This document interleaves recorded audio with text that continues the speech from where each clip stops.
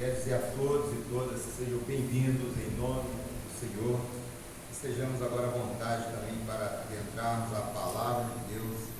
Vamos ouvir o que Deus tem para nós em sua palavra. Abra comigo a sua Bíblia em Romanos. Nós estamos pregando uma série de mensagens expositivas sobre Romanos, né? Hoje Romanos 6, pegamos já duas mensagens, Romanos 5, hoje Romanos 6. Vivendo a plenitude da graça, vivos com Deus e para Deus. Romanos 6, de 1 a 14.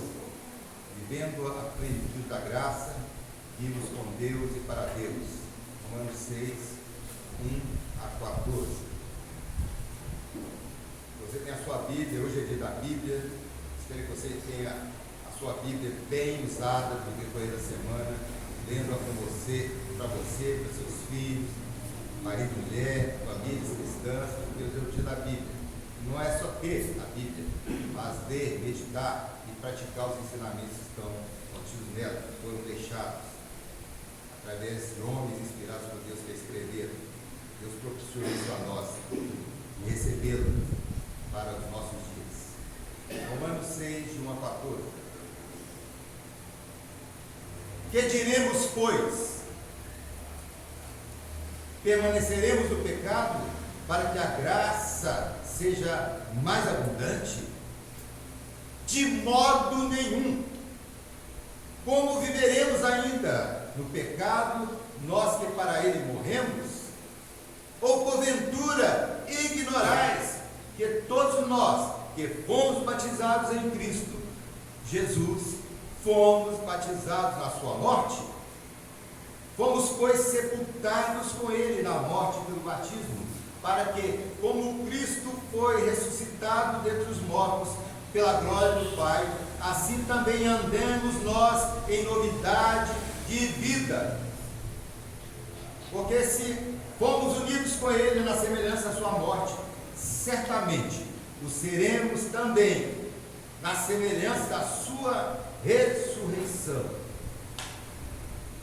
Sabendo isso, que foi crucificado com ele o nosso velho homem, para que o corpo do pecado seja destruído e não sirvamos o pecado como escravos, porquanto quem morreu está justificado do pecado. Ora, se já morremos com Cristo, cremos que também com ele viveremos, sabedores de que, havendo Cristo ressuscitado dentre os mortos, já não morre. A morte já não tem domínio sobre ele. Pois quanto a ter morrido de uma vez por todas, morreu para o pecado, mas quanto a viver, vive para Deus. Aleluia. Assim também vós considerai-vos mortos para o pecado, mas vivos para Deus em Cristo Jesus. Não reine, portanto, o pecado em vosso corpo mortal, de maneira que obedeçais às suas paixões, nem ofereceis cada um os membros do seu corpo ao pecado, como instrumento de iniquidade, mas oferecei-vos a Deus como ressurretos dentre os mortos, e os vossos membros a Deus como instrumentos de justiça, porque o pecado não terá domínio sobre vós, pois não estáis debaixo da lei, e sim da graça. Senhor, abençoa a tua palavra, vivifica para as nossas vidas de hoje, traz por ela ensinamento, exortação, conselho, orientação, conserto à nossa vida, na direção da tua graça, na direção da tua justiça, uma vez salvos, vivendo não mais dominados pelo pecado, mas para o louvor da tua glória. Fala-nos ao coração pela tua palavra, nos colocamos na inteira dependência de ti, Senhor. Em nome de Jesus. Amém. Podem se acertar. É maravilhoso estar diante de um texto como esse.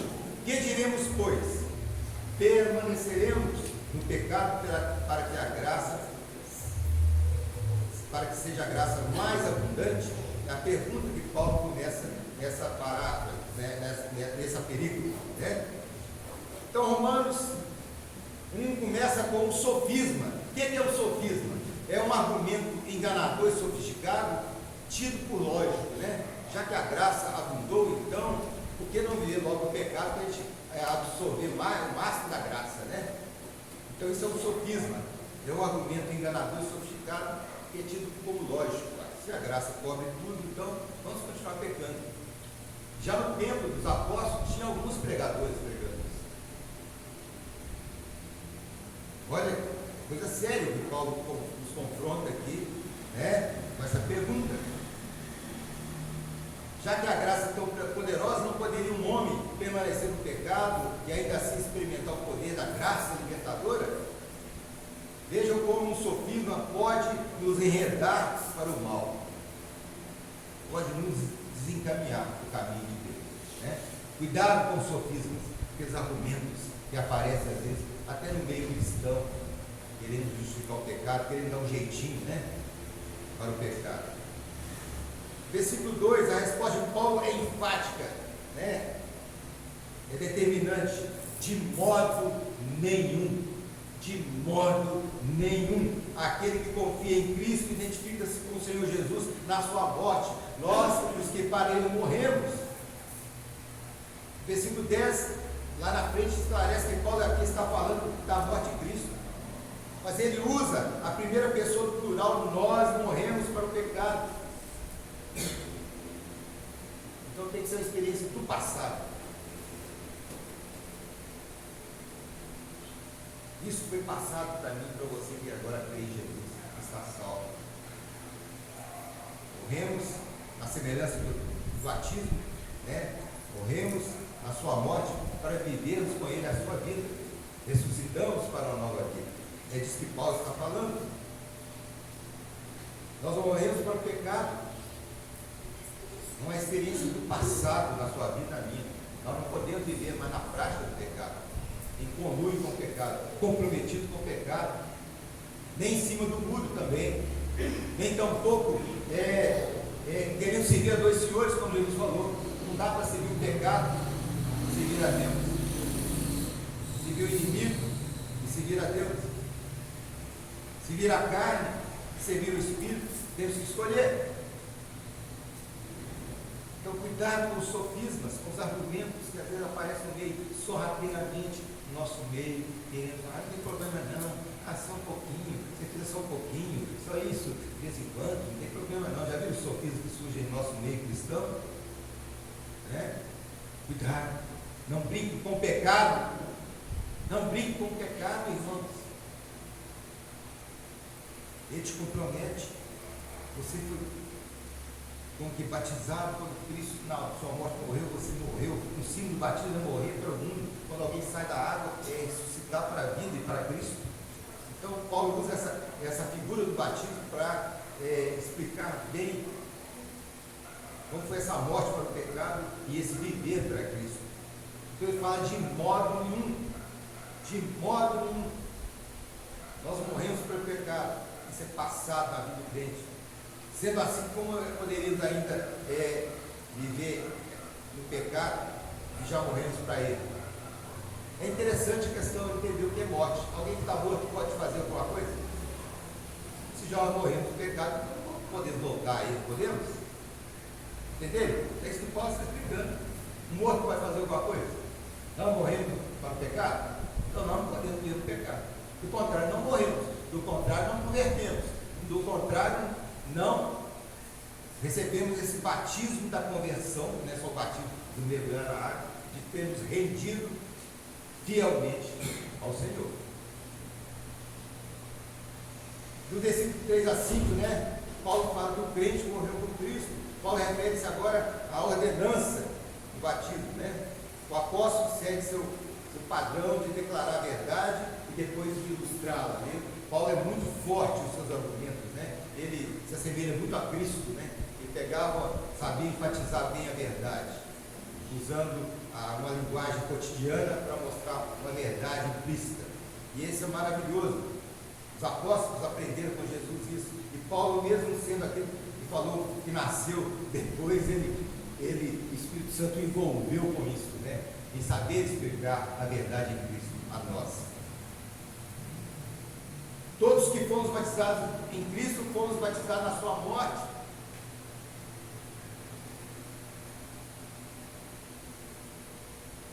É o sentido de ser batizado com respeito ao nome de alguém. Nós somos batizados em nome do Pai, do Filho e do Espírito Santo, em nome de Jesus, né? Esse é o batismo que Pedro referiu lá no dia de Pentecostes. Arrependei-vos, cada um seja um batizado, cada um de vós seja batizado em nome de Cristo. Qual que é o batismo de Cristo? Ele falou: ide por todo mundo, batizando em nome do Pai, do Filho e do Espírito Santo. É isso que Pedro fala de uma forma reduzida. Tem um grupo evangélico que pegou isso aí e falou: nós não batizamos em nome do Pai, do Filho e do Espírito Santo. Não, o que Pedro falou lá no Pentecostes é batizar em nome de Jesus, nós estamos batizando em nome de Jesus. Mas não tem outro batismo em nome de Jesus que não seja o que ele mandou batizar, em nome do Pai, do Filho e do Espírito Santo. Então o pessoal leu a Bíblia pela metade. Leu Atos, mas não leu Mateus 28. Entenderam? Então cuidado com também o sofisma do biblismo, né? Já que hoje é o dia da Bíblia. Quem lê a Bíblia pela metade, quem interpreta a seu bel prazer. Se quer fazer uma religião diferente, uma denominação diferente, então, aqui nós só batizamos em nome de Jesus. Outro fala: aqui nós batizamos só em nome do Pai, do Filho, para poder pôr a placa da igreja, né? Mas aqui Paulo está referindo ao pecado. Quanto é sério isso, né? Olha, todos fomos batizados em Cristo, fomos batizados com ele na sua morte, né? Então a ordenança batista está sendo focalizada com respeito à morte de Cristo, seu significado e seu resultado. Ele morreu a nossa morte, porque ele morreu pelos nossos pecados, entenderam? Então morremos com ele, porque ele levou sobre si a nossa morte. Nós éramos dignos de morte por causa do pecado, ele morreu a nossa morte. Então por ele morremos para o pecado também, para vivermos com ele a eternidade, vivermos a sua ressurreição. Ele venceu e ressuscitou no terceiro dia, para nos dar garantia de nova vida também, de vivermos eternamente com ele, salvos, libertos do pecado, do domínio do mal. Aleluia! Então isso é maravilhoso demais. Essa declaração mexe conosco profundamente. Fala do significado e fala do resultado do que Cristo fez na cruz, na sua morte e depois na sua ressurreição. Do alcance daquela obra prodigiosa dele, quando ele se entrega e fala: Pai, está consumado, paguei o pecado deles. E depois no terceiro dia ele aparece ressurreto dentro dos mortos, para dizer: paguei, para que agora eles vivam em novidade de vida e viva eternamente contigo. Amém. Então você, irmão, não pode ficar brincando com o pecado. Nós cristãos não podemos brincar com o pecado. Devemos fugir até da aparência do mal. Versículo 4 fala: fomos, pois, sepultados com ele na morte do batismo, ou seja, junto com ele, né? Essa é a realidade da morte de Cristo. Cristo morreu e o crente realmente morreu com ele. Como Cristo também foi ressuscitado, nós fomos levantados com ele para uma nova vida, porque ele garantiu na cruz a minha redenção, a nossa redenção, a sua redenção e a redenção de todo aquele que nele crê. Aleluia! Isso é maravilhoso demais. Isso é grandioso. O coração da gente palpita em ler esses textos sagrados aqui. Essa verdade declarada pelo apóstolo aqui, a palavra de Deus. O crente realmente morreu com ele. O crente agora com ele tem nova vida, nova maneira de viver do modo semelhante a ele, que veio, morreu, foi condenado, mas não pecou, e agora, uma vez convertido, está morto pelo homem, está nova criatura, para viver para o louvor e para a glória dele. Amém? É isso que é a proposta da redenção, não menos que isso. A ressurreição concedeu ao Senhor Jesus uma nova maneira de vida. Ele nasceu e venceu a morte. Agora ele aponta para novidade de vida para os seus seguidores. Libertação, redenção e nova vida. E não mais a vida na praxe e na prática do pecado, mas vida para o louvor da glória de Deus. Bendito seja o nome do Senhor. De modo semelhante, nós também deveríamos andar em novidade de vida, já que fomos identificados com Cristo na sua morte, e somos identificados com Ele na ressurreição. E ressurreição é vitória.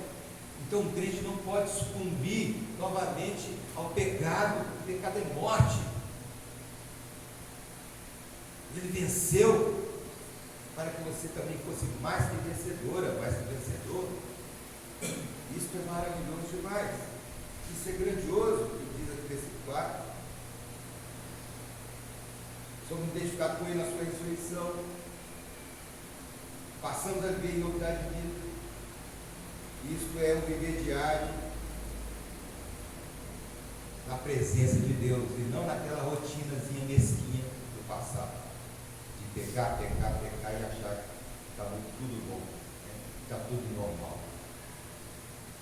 E vamos então ao versículo 5, porque fomos unidos com Ele na semelhança da sua morte, juntamente o seremos também na semelhança da sua ressurreição. Então, olha, fomos unidos com Ele, também o seremos na semelhança da sua ressurreição. Então, a palavra semelhança fala de semelhança na morte e semelhança na ressurreição. Então, morte e ressurreição. Mas aqui fala com Ele, porque Ele levou sobre si o meu pecado, o seu pecado, mas Ele trouxe sobre si a vitória. Quando nós cantamos aqui esses nossos ressuscitou, ressuscitou. Estamos cantando e com Ele vivemos para o louvor da sua glória. Amém? Vivemos agora com Ele, para Ele, para o louvor da sua glória. A sua morte e ressurreição então torna claro que Cristo é a figura central deste versículo aqui. Nós não podemos pecar mais na semelhança de Adão, ou pecar do mesmo modo, mas nós devemos estar vigiando a nossa vida, uma vez que os crentes tiveram uma morte como a de Cristo, certamente terão a ressurreição igual a Ele. É disso que Paulo faz a comparação. Ressuscitar para a vida eterna. Por isso que o versículo principal do plano de salvação fala: porque Deus amou o mundo de tal maneira que deu o seu Filho unigênito para que todo aquele que nele crê não morra, não pereça, mas tenha a vida eterna. Porque Ele morreu a nossa morte, ressuscitou para que nós pudéssemos viver a sua vida. Aleluia! Bendito é o nome do Senhor. Amém? Isso é maravilhoso demais. Então, ambos os fatos, batismo e ressurreição, apontam para um modo de vida transformado, transbordante do Senhor. Andar em novidade de vida, e não mais aquela vida mesquinha de pecado e morte, de condenação e medo, onde o acusador toda hora aponta o dedo para você, porque já nenhuma condenação há para aqueles que estão em Cristo Jesus. Amém? Então, é bendito, é maravilhoso a obra que Deus fez. E no versículo 6 a 10, aponta para esse acontecimento histórico, né? Da morte de Cristo. Nosso velho homem, este velho homem não regenerado, foi crucificado com Cristo para que o corpo do pecado fosse então destruído. E agora os desejos pecaminosos já não podem te dominar, me dominar.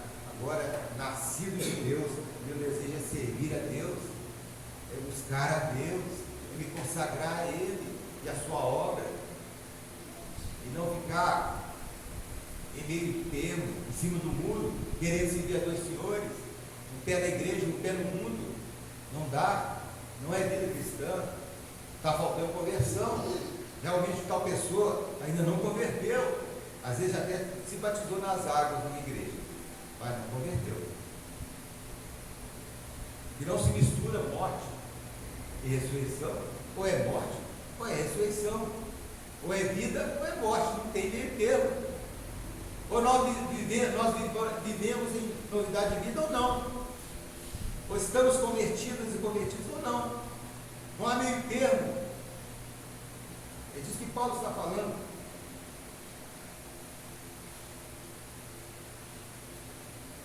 Uma pessoa morta não pode atuar nos acontecimentos diários da vida. Alguém que morreu pelo pecado não reage ao padrão de vida do pecado mais. Não tem sentido você morrer pelo pecado e continuar pecando. É disso que Paulo está falando. Não faz sentido isso. Se já morremos com Cristo, nosso morrer em Cristo é a base da nossa crença de que seremos ressuscitados com Ele. Nós agora temos que viver nova vida. Não podemos voltar atrás. Se de fato morremos com Cristo para o pecado. A morte de Cristo foi em relação ao nosso pecado, foi para cobrir o nosso pecado, nos livrar do domínio do pecado, foi para isso que ele morreu, foi para isso que o Pai o enviou, porque ele não achou ninguém, um homem perfeito que pudesse aceitar o sacrifício dele, o sacrifício desse homem por nós, porque todos pecaram. Foi preciso ele abrir mão da sua glória, se fazer um de nós, habitar entre nós e morrer morte de cruz, para que você tenha vida em abundância. Então, versículo 8 fala disso: se já morremos com Cristo, né? Põe que se já morremos, nós morremos com Cristo mesmo, estamos vivendo agora para Ele, morremos para o pecado e agora fomos ressurretos por Ele e para Ele. Se já morremos com Cristo, nosso morrer com Cristo é a base da nossa crença. Seremos então ressuscitados por Ele. Aleluia. Amém. Então, nós temos essa crença e essa esperança. O versículo 9 fala que a morte de Cristo foi em relação ao pecado, foi para cobrir nosso pecado, esse domínio do pecado. Jesus na cruz falou, lá em João 19:30, está consumado, está feita a obra que era para ser feita, para que o homem fosse salvo, para que todo aquele que viesse a crer em mim fosse salvo. Desde o momento de sua morte, ele vive somente para Deus. Você agora morreu para o pecado, você vive somente para Deus. Essa é a vida que propiciada por Jesus, para mim e para você. Por isso ele venceu a morte. Por isso o túmulo está vazio. Para que você vive em novidade de vida. Ele vive somente para Deus agora. Se você vive somente para Deus, isso é para lucro e para a glória de Deus. E ele, Jesus, viveu somente para Deus antes da sua morte. Mas quando Jesus realizou a sua obra redentora, ele centralizou na sua morte a culpa de todos nós, levou sobre si, para que nós pudéssemos ter vida e vida eterna. Ele resolveu a questão do pecado uma vez por todas, quando ele falou: está consumado, está feita a obra, está a ser feita. Quem crê será salvo. Quem crê será salvo. Ele conquistou a morte, dominou a morte, venceu a morte. Então ele conquistou o pecado, venceu o pecado, para que eu e você, todo crente, toda crente, todo servo de Deus, todo cristão no mundo que crê em Jesus como seu único Senhor e Salvador, vença, seja mais que vencedor. Bendito é o nome do Senhor. Isso é maravilhoso, isso é grandioso. Versículo 11 fala: devemos nos considerar mortos para o pecado, mas vivos para Deus. Ou seja, esteja sempre considerando morto para o pecado. Cuidado, você vai ser tentado, mas quando alguém tentar, quando o diabo vier tentar, balança a cabeça e fala: ele é pouco demais, para isso eu já morri. Eu vivo agora para meu Cristo, para a glória dele. Isso é maravilhoso. Então devemos estar sempre considerando. Paulo fala: considerai-vos, lembre sempre, considere isso, que você está morto para o pecado, mas agora você só vive e vive para Deus. Aí você será vencedor e vencedor. Devemos prosseguir nos considerando mortos do pecado. Embora saibamos que a possibilidade do pecado existe, porque ainda estamos neste corpo mortal, como diz Paulo, né? Esse tempo de carne aqui, devemos então nos reconhecer vivos, ou seja, conscientes, atentos, vigilantes, constantemente vivendo para Deus. Considerai-nos vivos para Deus. Ou seja, Deus está sempre lembrando, eu não tenho outro compromisso, senão com aquele que pagou o grande preço da cruz. O que ele fez me estimula a viver mais e mais para a glória de Deus. Esse velho Jaime morreu. Agora vive para Deus. Tem que ser assim, irmãos. Por isso que ele fala, considerar, sempre considere, sempre esteja com isso em mente, na sua consciência, esteja atento, esteja vigilante, porque agora você vive para Deus. O pecado já não terá domínio sobre nós, não terá governo nenhum, influência nenhuma, peso nenhum, para te tirar da presença de Deus. Mas se nós não considerarmos, Paulo fala, então considerai-nos vivos para Deus. Você leve a sério a obra redentora, não brinque com isso, esteja atento à obra redentora que foi realizada por você, se deixe guiar pelo Espírito e não pela carne, para que você, considerando vivo para Deus, você pratique as obras de Deus, faça a vontade de Deus, engrandeça a Deus no seu viver, no seu proceder, nas suas decisões, nas suas escolhas. O pecado não terá mais governo